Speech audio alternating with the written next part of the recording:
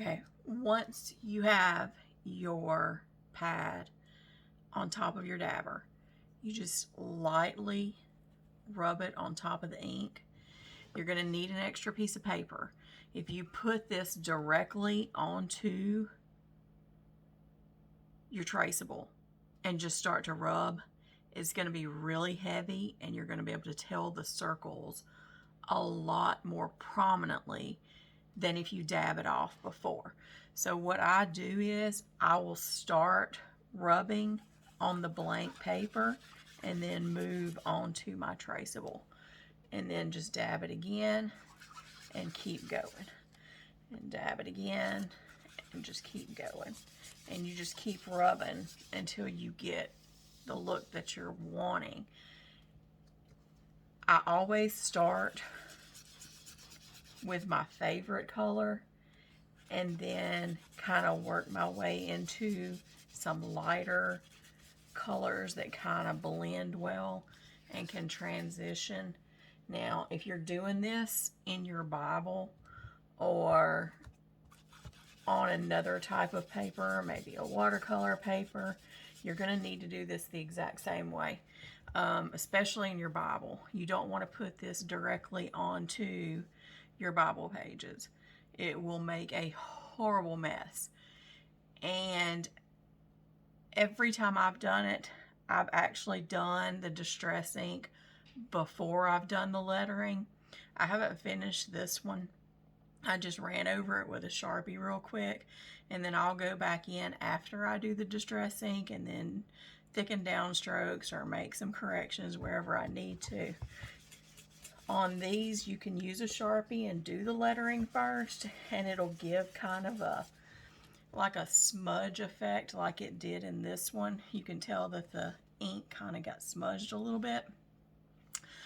But if you do the lettering afterwards, you won't have that. But definitely just start on the paper and then work your way inward. Like, you don't need to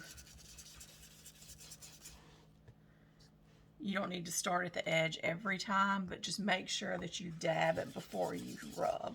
Because if you don't dab it, here, I'll do it on the corner, and you just go straight on your paper, you can see that there's a prominent shape from this little tool. This actually came in a kit that I got from Michael's. So if you go to Michael's website, you can actually order that, or you can look on to someplace like Amazon or Hobby Lobby. I'm sure they've got them as well. But I start with my darkest color. Then I'll usually go to another color, start dabbing it off, and then you can tell that it'll just kind of blend in.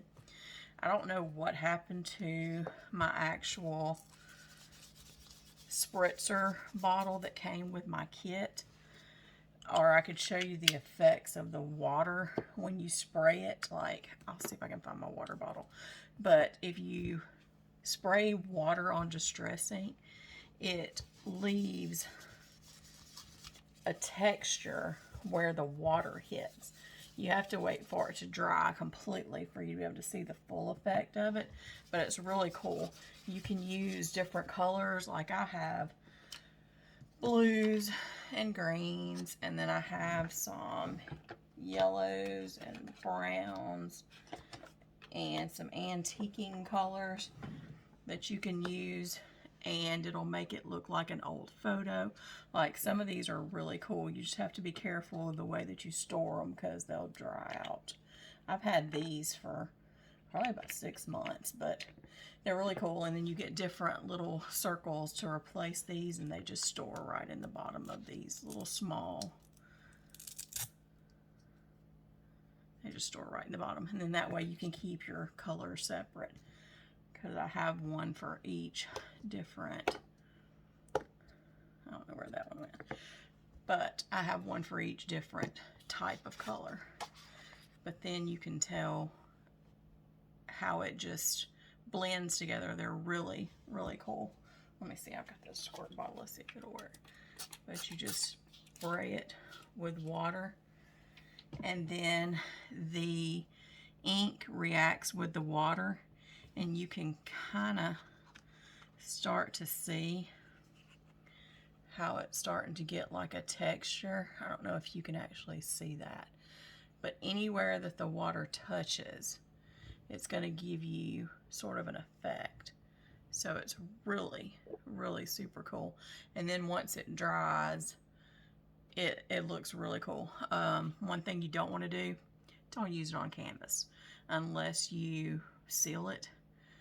Learned that the hard way. Did a really cool picture back when I was first learning lettering, and somehow got water sprinkled onto that canvas, and the ink just disappeared wherever that water hit. So now I have a really cool lettered canvas with a bunch of water splotches over it, and it's not exactly what the look I was going for. So anyway, hope this helps.